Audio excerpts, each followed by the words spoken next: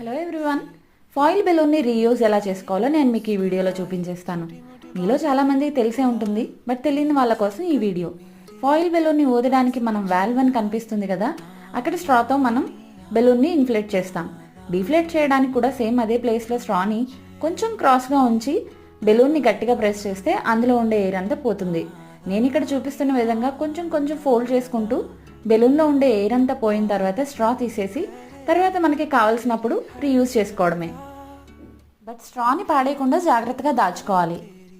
ఇంకొక important tip ఏంటంటే, మనం డెకరేషన్ చేస్తున్నప్పుడు బెలూన్స్ని బాగా స్టిక్ అవ్వాలని ఎక్కువ ప్లాస్టర్స్ పెట్టేస్తాం. అవి కొన్ని ఇలా గమ్ ఉండిపోతాయి. అలాంటప్పుడు ఒక పేపర్ని పెట్టుకుని ఫోల్డ్ చేసుకుంటే నెక్స్ట్ టైం రీయూజ్ చేసుకునేటప్పుడు బెలూన్ చిరిగిపోకుండా ఉంటుంది.